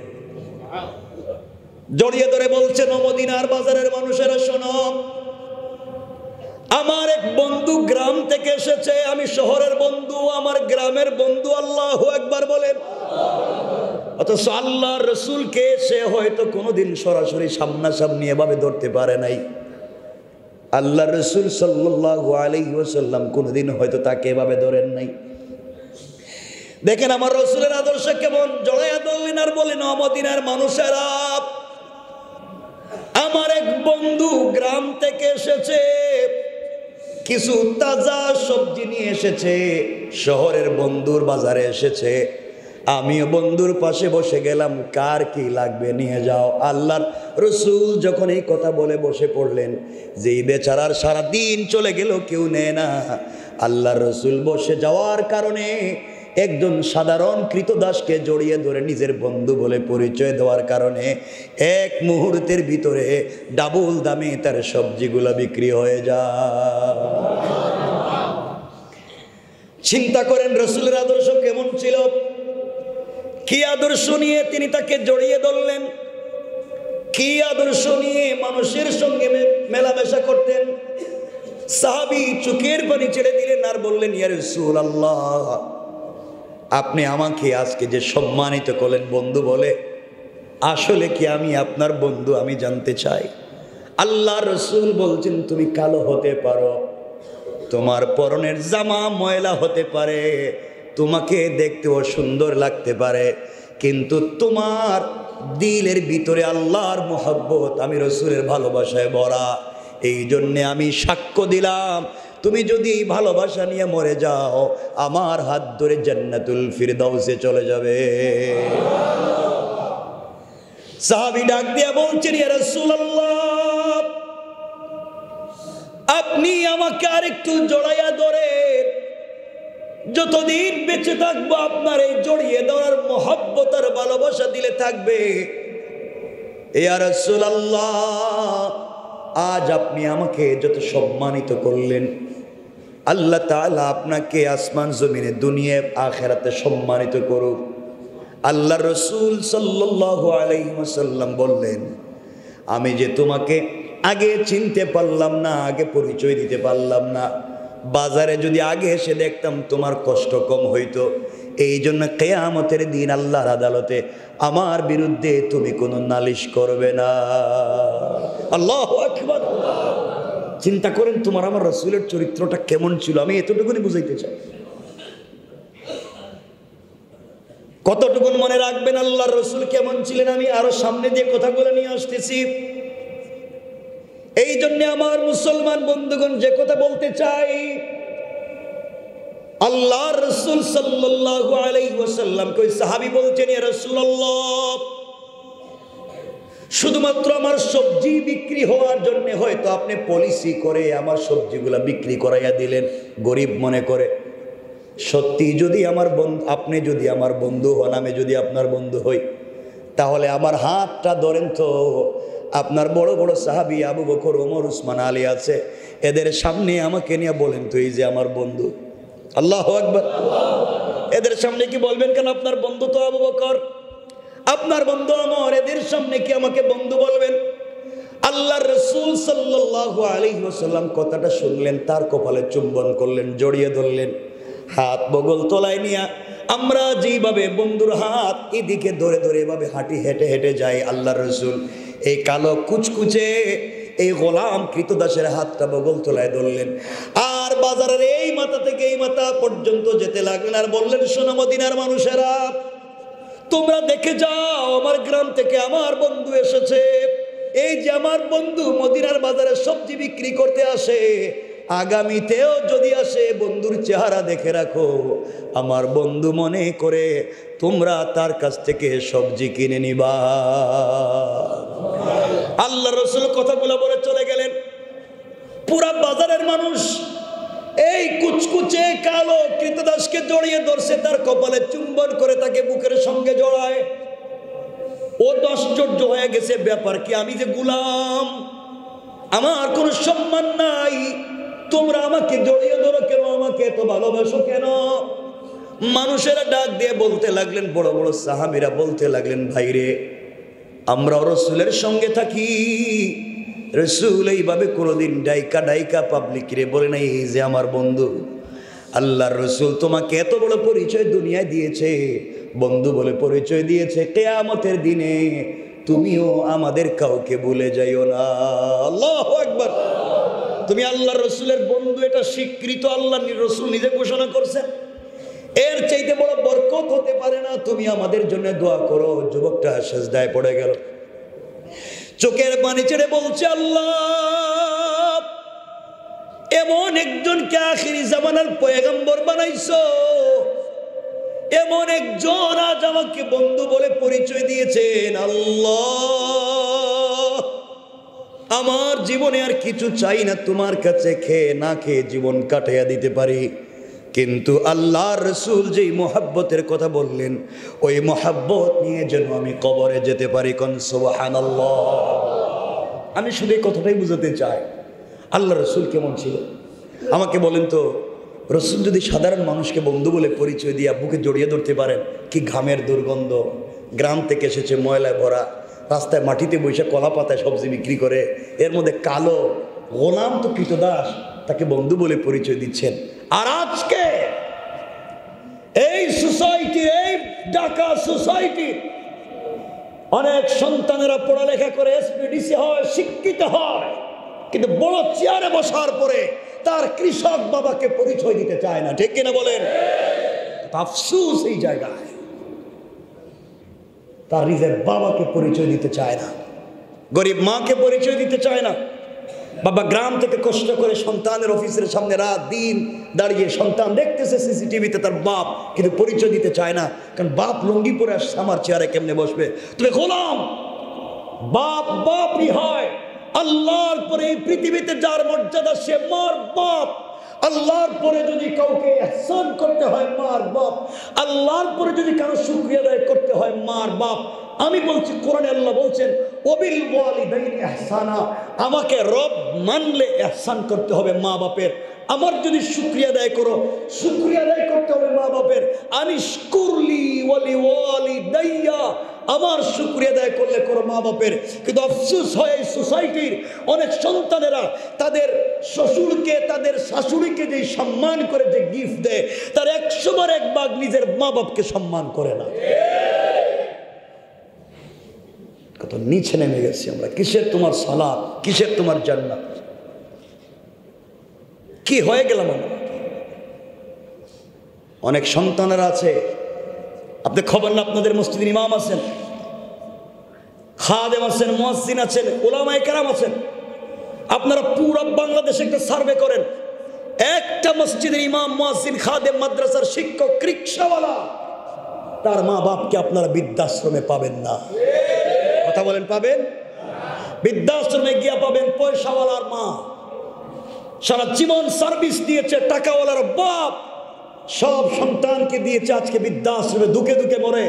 এর অর্থ হলে সন্তানকে দুনিয়ার শিক্ষায় শিক্ষিত করেছেন, আল্লাহর পরিচয় দেওয়াইতে পারেন নাই, রাসূলের মোহাব্বত দিলে ঢুকাতে পারেন নাই। এই জন্য শয়তান পয়সাওয়ালা হয়েছে, আদৌ সে মানুষ হয়ে উঠতে পারে নাই।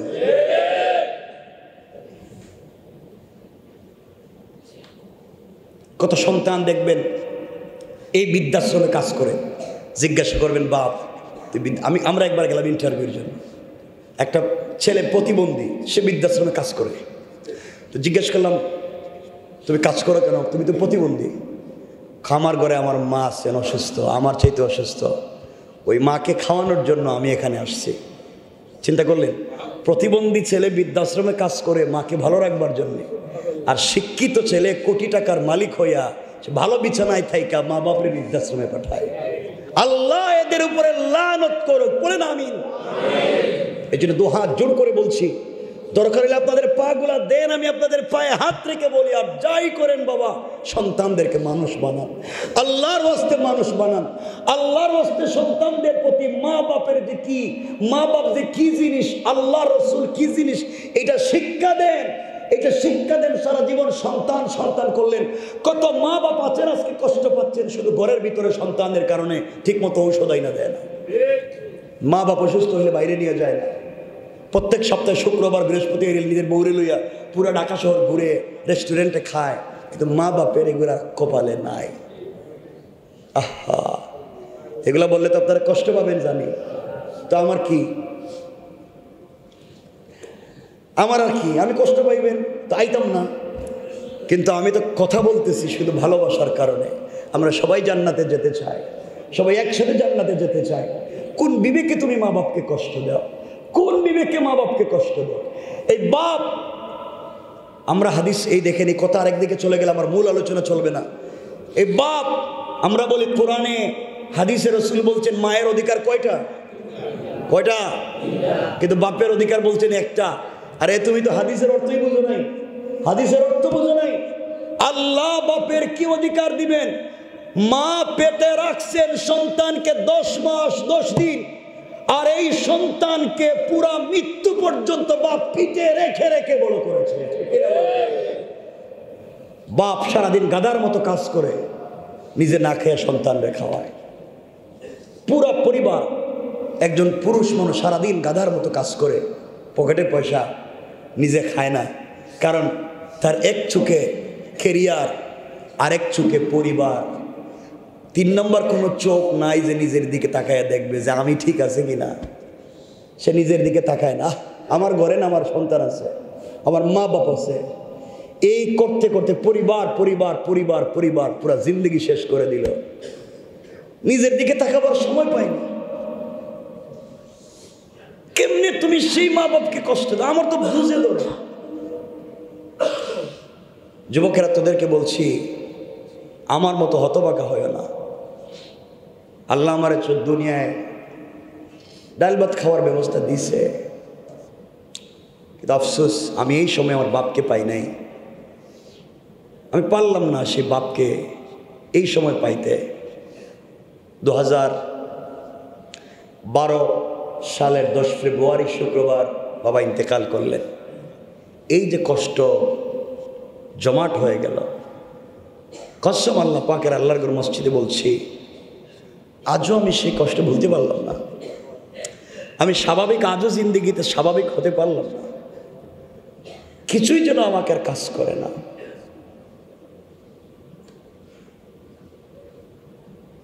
এজন্য আল্লাহর ওয়াস্তে জীবনে যদি কিছু হইতে চাও, জীবনে যদি ইজ্জতের মালিক হইতে চাও, মা বাপকে ইজ্জত করো। পয়সাওয়ালা যদি হতে চাও, মা বাপের পিছনে ইনভেস্ট করো, ব্যাংকে নয়, ব্যবসায় নয়। কিন্তু আমার কষ্ট হয় বন্ধুদের দিকে নিয়ে আড্ডা দিতে, পদ্মায় গিয়া ইলিশ খাইতে 20,000 30,000 খরচ করে, হিসাব করে না। আর মাকে পয়সা দিতে হিসাব করে, বাপকে পয়সা দিতে হিসাব করে। তুমি নিমক হারাম। মা বাপকে পয়সা দিতে কিসের হিসাব? তুমি রাখতেছো মনে করে ইনভেস্ট করছো আখিরাতে, আল্লাহ তোমাকে 100 ডাবল করে ফিরাইয়া দিবে। আল্লাহু আকবার বলে।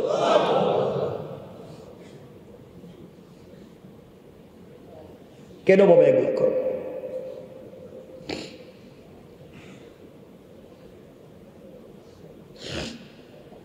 গত বছর আমার এখানে নাই, আমার আশরাফ ভাই ছিলেন, এখানে আসেন নাই হয়তো আজকে। গত বছর এই দুলেখাল, ওই যে এখন যে ময়লা যেখানে দেয় ফেলে, এই যে আপনাদের এখানে আসার সময় এই যে ময়লা যেখানে, এই কর্নারে ফজরের নামাজ পড়ে আমরা বাইরে একটা ব্যাগ, একটা বস্তা নড়ে নড়ে ফজর করে। হয়তো অনেকেই সাক্ষী হয়েছেন, দেখেছেন, হয়তো অনেকে দেখেছো না তোমরা। আমরা ব্যাগ খুলে দেখি একজন মহিলা জীবিত ব্যাগের ভিতরে, কথা বলতে পারতেছেন না, কাঁপতেছেন। ভালো দেখতেও সুন্দর, কাপড়, মুরব্বী, বৃদ্ধা। আমরা জানতে চাইলাম আপনি এখানে কেমনে? উনি বলতে চায় না। উনি শুধু বলতে চায় যে কোনো ঔষধ আছে কি, আমাকে খাওয়াইয়া তোমরা মাইরে ফেলাও। খুব স্বাভাবিক কথা বলতেছে। উনি বললেন, লম্বা কথা, উনি বললেন আমার ছেলে, আমার মেয়ে আমাকে আমার ছেলে তার শ্বশুর বাড়িতে নিয়ে যাওয়ার কথা বলে দামি গাড়িতে উঠাইয়া ঢাকা শহর ঘুরাইয়া এক বোতল পানি হাতে ধরাইয়া দেয়া মাওয়ার দিকে নিয়ে গিয়ে আমার বেগে বস্তার ভিতরে ঢুকাইয়া কোথায় ফেলে গেছে আমি আর জানি না। আমার অপরাধ ছিল, আমি শুধু বলছিলাম বাবা তোমরা আমার বৃদ্ধাশ্রমে দিও না, আমি তোরে পেটে রাখছি, আমি তোর সাথে থাকতে চাই। আমার অপরাধ ছিল, আমি সন্তানের সাথে থাকতে চাই এই কথা বলা। আমি তার কাছে কিছু চাই নাই, খাবার চাই না, আমি বলছি আমি তোর মা, আমি তোর সাথে থাকতে চাই, আমি তোরে পেটে রাখছি। এই অপরাধে আমাকে ফেলে দিয়ে গিয়েছে, আমাকে তোমরা মেরে ফেলো, আমার সন্তান আজ আমাকে চিনল না, এই পৃথিবী আমি বেঁচে থেকে লাভ কি? কেমন জানি আজকে আমরা হয়ে গিয়েছি। এই জন্য আল্লাহর ওয়াস্তে মা বাপকে কষ্ট দিও না। আমার জীবনে জানা কত ঘটনা আছে, এগুলো বললে তো আপনারাও কষ্ট পাবেন। এই ঢাকা শহরে মা বাপের সঙ্গে কত খারাপ আছে। এমনও সন্তান আছে এই ঢাকা শহরে মাকে দুতলা থেকে লাত্তি দিয়ে নিস্তারে ফেলায় দিস। ডাক্তারের কাছে নিয়ে গিয়ে বলছি ডাক্তার যত পয়সা লাগে আমি দিব, ইঞ্জেকশন দিয়ে বাপকে মাইরে ফেলা, আর ভাল লাগে না। অত সন্তান পড়ালেখা করলো কেমনে, বড় হইলো কেমনে? সবই তো মায়ের কারণ, সবই তো বাপের কারণ। এই জন্য আল্লাহর ওয়াস্তে মা বাপকে কষ্ট দিও না। দুনিয়ায় যদি কে কুচি পেতে চাও মা বাপকে কষ্ট দিও না। এমন সন্তান আছে তার স্ত্রীর কথা শুনে মাকে রাত্রবেলা, বাপকে রাত্রবেলা বালিশ চাপা দিয়ে হত্যা করে, মা মারা গিয়েছে, কেউ মেরে ফেলতে ডাকাতি হয়েছে এগুলা বলে চালিয়ে দেয়। ঠিক কিনা বলেন? কেমন জানি হয়ে গেছে। আল্লাহ আমাদের সবাইকে হেফাজত করুক, বলেন আমিন। আমার কথা কি শুনতে পাচ্ছেন আপনারা? জোরে বলেন আমিন, আরো জোরে বলেন আমিন। অথচ আপনারা ভালো করেই জানেন, কথাটা আপনাদের জানা কথা, 1 মিনিটে বলে দিই। আপনি যত বড় বুজুর্গ হন না কেন, আপনি যা কিছু হন না কেন, মা বাপ যদি আপনার জন্য দোয়া করে দেয়, মা বাপ যদি আপনাকে বদদোয়া করে দেয়, আপনি জাহান্নামে যাবেন, দুনিয়ায় বেইজ্জত হবেন। আপনি যদি ইন্তেকালের আগে দুনিয়ায় কোনোদিন বেইজ্জত হন, শুধু পিছনে খুঁজবেন কোন দিন মা বাপের সঙ্গে খারাপ আচরণ করছেন। আমি আপনাদেরকে সূত্র বলে দিলাম গণিতের মতো, যদি দুনিয়ায় চলার পথে আপনি বেইজ্জত হন, পিছনে খুঁজবেন কোন দিন মা বাপের সঙ্গে অন্যায় আচরণ করছেন। আমি 1 মিনিট করে আপনাদেরকে 2টা ঘটনার দিকে নিয়ে সংক্ষেপ করতে চাই। কথা যেহেতু মনে হয়ে গেল, বনি ইসরাইলের একজন বুজুর্গ যার নাম ছিল জুরাইজ, 24 বুজুর্গ মুস্তাজাবুদ দাওয়া, হাত উঠালে যার দোয়া কবুল হয়ে যায়। তিনি হাত উঠে দোয়া করেছেন, হাত উঠালে আল্লাহ তার দোয়াকে কবুল করে। এত বড় মুস্তাজাবুদ দাওয়া আল্লাহর ওলি। এই মুস্তাজাবুদ দাওয়া আল্লাহর ওলি একদিন, কথাগুলো সংক্ষেপ করে বলবার জন্য বলতেছি, একদিন নামাজে দাঁড়িয়েছেন রাত্রবেলা, নফল নামাজ। কি নামাজ? কথা বলেন, কি নামাজ? নফল নামাজে দাঁড়ালেন জুরাইজ আল্লাহর ওলি। রাত হয়ে গেলে নামাজে দাঁড়িয়ে যায়, তার কলিজার টুকরা মা এসে ডাক দিয়া বলছেন জুরাইজ। জুরাইজ তখন নামাজে দাঁড়িয়ে আছে, কানে আওয়াজ এসেছে, মা ডাকতেছেন, আমি কি করব? মনে মনে বলতেছে কালা রব্বি ইন্না সলাতি ওয়া উম্মি, আয় আল্লাহ আমি তোমার কদমে নামাজে দাঁড়িয়ে গেছি তোমার সামনে, একদিকে আমার মা আমাকে ডাকতেছে, আমি নামাজে, আমি কি করব? মা আবার এসে ডাক দিলেন, ও জুরাইজ। জুরাইজ আবার মনে মনে বলে কালা রব্বি ইন্না সলাতি ওয়া উম্মি, আয় আল্লাহ আমি নামাজি, আমার মা আমাকে ডাকে। আবার এসে মা ডাক দিয়ে বলছেন জুরাইজ। মা এসে দেখলেন সন্তান তখনও নামাজে, হাত উঠাইয়া বলতেছে আল্লাহ 3 বার সন্তান রে ডাকলাম, সন্তান নামাজে, মামি মা বড় কষ্ট পাইলাম, আমার ডাকে আমার সন্তান একটাবার সাড়া দিল না, আমি বদদুয়া করে দিলাম ও যেন দুনিয়ায় বেইজ্জত না হইয়া না মরে, ও যেন জেনা না করে, ও জেনার অপবাদ না নিয়া না মরে। মা বদদুয়া করে দিলেন সন্তানের উপরে। আমি জানতে চাই ছেলে খারাপ কাজে ছিল না ভালো কাজে? সবাই বলেন। ছেলেটা নামাজে ছিল, মা বদদুয়া করলেন। কথা হলো তার বদদুয়া লাগবে কিনা?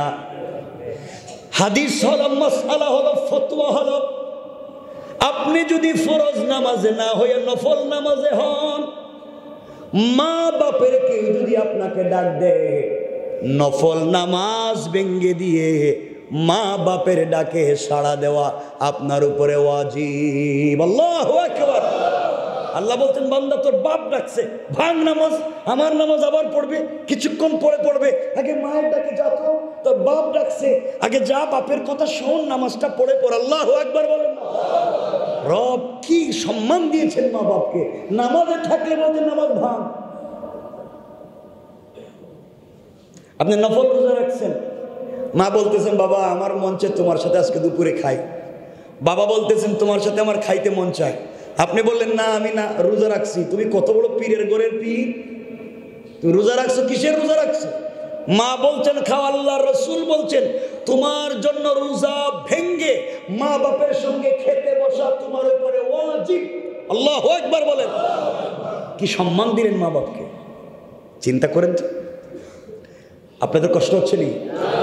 কর্তৃপক্ষ বলছেন আমি একটু দেরি করার জন্য, আপনাদের কষ্ট না হলে আমি কয়েক মিনিট বলতে পারি,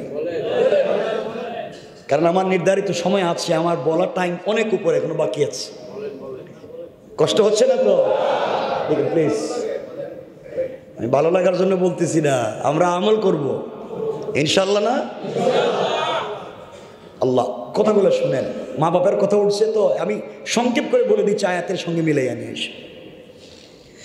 আমার বন্ধুগণ কথাগুলো দিল দিয়ে শুনেন। জুরাইজ নামাজে ছিলেন, মা বদদুয়া করলেন, কিছুদিন পরে মা ইন্তেকাল করলেন। জুরাইজ এত বড় ইবাদত করে পুরা দেশের মধ্যে যার সম্মান আর সুনাম, তার জামানায় তার চাইতে বড় আলেম পৃথিবীতে আর নাই। কত বড় আলেম!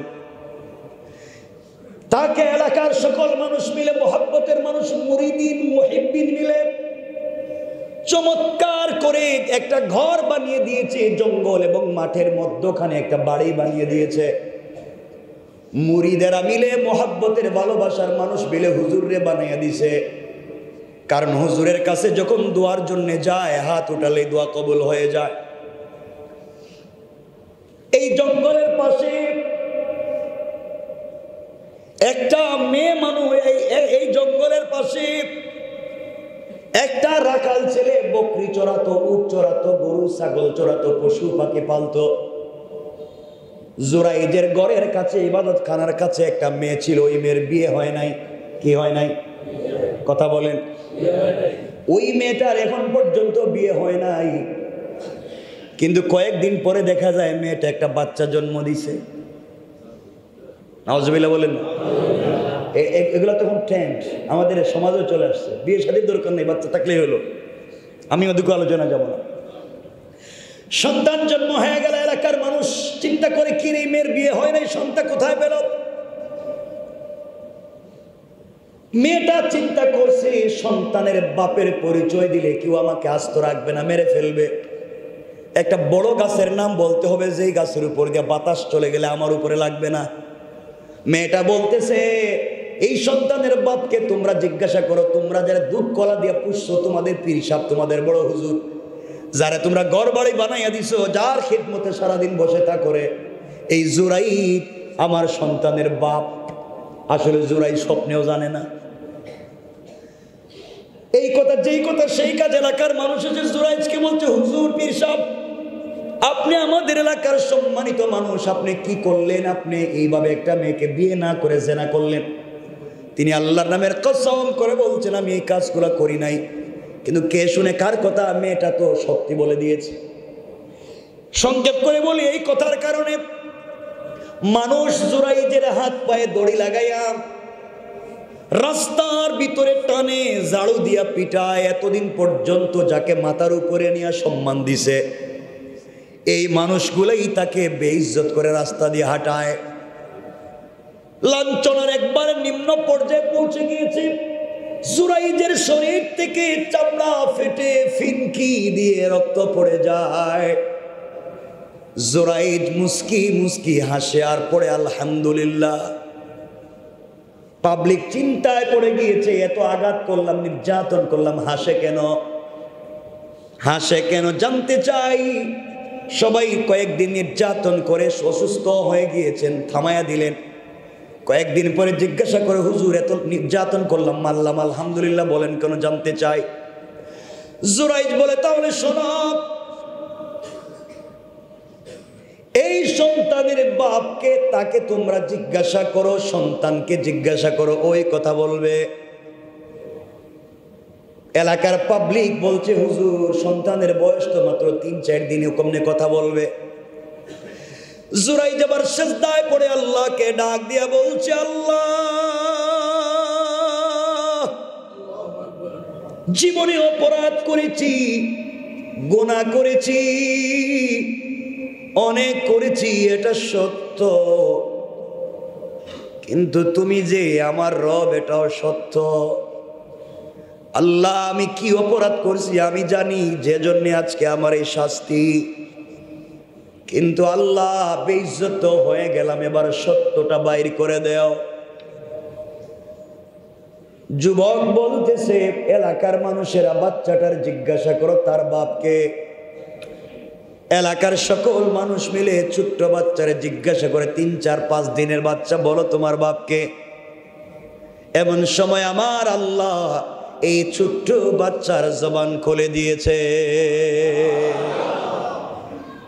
ছোট্ট বাচ্চা চিৎকার করে বলছে, এলাকার মানুষেরা, আমার বাবা জুরাইজ না, আমার বাবা এই আল্লাহওয়ালা বুজুর্গ না। এই বুজুর্গ যেই বাড়িতে থাকে তার পাশে একটা মাঠ আছে, এই মাঠে একজন ছাগল রাখাল আছে, বকরি রাখাল আছে। ওই রাখাল আমার মায়ের সঙ্গে জেনা করছে, ও আমার বাপ। এই আল্লাহর ওলি আমার বাপ না। সবাই হাওমাও করে কাঁদতেছে, পীর সাহেবের কাছে কান্না করে। তিনি বলেন, আমার কাছে কান্না করে লাভ নাই, তোমাদের কোনো দোষ নাই, দোষ আমার।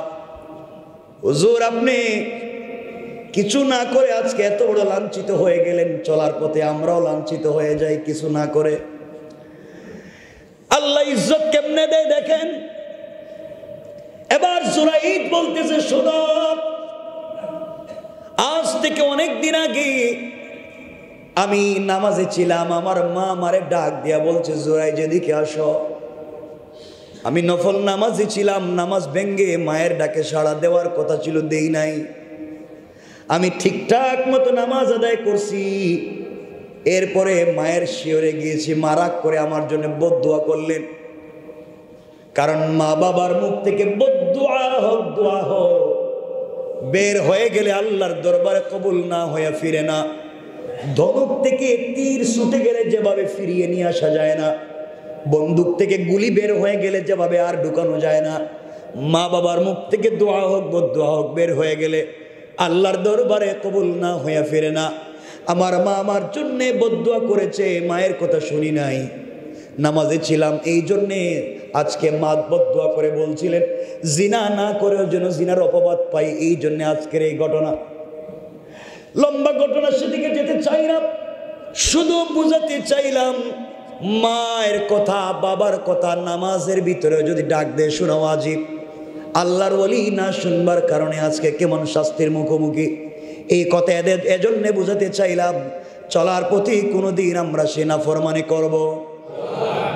আপনারা আরো জানেন, একজন কলিজার টুকরা রাসূলের প্রিয় সাহাবী, যার নাম আলকামা। আপনারা জানেন ওই আলকামা রাসূলের কলিজার টুকরা সাহাবী। সে আলকামার ইন্তেকালের সময় কলিমা নসিব হয় না, মুখ দিয়া পানি পড়ে। কালিমার তালকিন দিচ্ছেন সাহাবীরা, জবান দিয়ে কালিমা পড়তে পারে না। সাহাবায়ে কেরাম এসে বলছেন, ইয়া রাসূলুল্লাহ, আলকামার তো সাকারাত হয় কিন্তু কালিমা পড়তে পারে না। আল্লাহর রাসূল নিজে হাজির হয়ে কালিমার কথা বলছেন, আলকামা কালিমা পড়ো। আল্লাহর রাসূল নিজে হাজির হলেন, কিন্তু আলকামার জবান দিয়ে কালিমা আসে না। আল্লাহর নবী বুঝতে পারলেন আলকামার কোন জায়গায় গলত আছে, ভুল আছে। আলকামা আমার সাহাবী, বড় কোনো ভুল করতে পারে না। কি হলো? মাকে ডাক দিয়া বলছেন, মা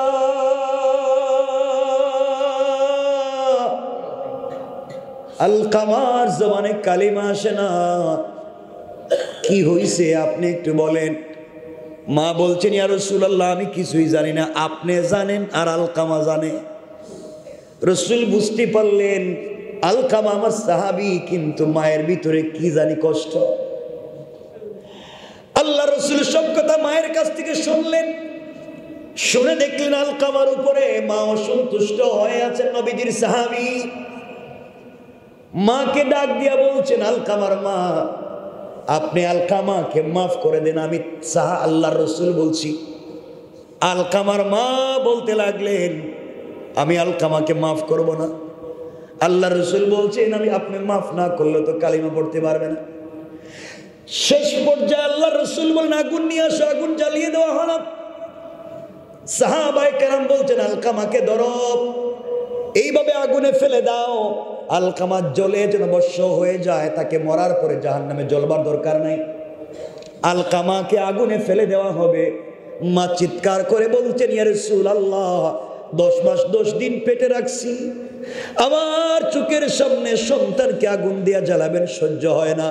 সন্তান যত ব্যথা কষ্ট দিয়ে থাকুক, এই মুহূর্তে আমি মা আলকামার উপরে খুশি হয়ে মাফ করে দিলাম। সাথে সাথে আলকামার জবানে কালিমা জারি হয়ে গেল। সুবহানাল্লাহ। কি বুঝাতে চাইলাম? আল্লাহর ওয়াস্তে এই মা বাপের সঙ্গে খারাপ আচরণ করব? জোরে বলেন, করব? আল্লাহ আমাদেরকে হেফাজত করে, পড়েন আমিন। আরো জোরে পড়েন আমিন। অনেকে দোয়া চেয়েছেন, আমার ভাই রিন্টুর বাপ মারা গিয়েছেন, তার জন্য দোয়া চাওয়া হয়েছে। আমরা একে অপরের সকলের জন্য দোয়া করব।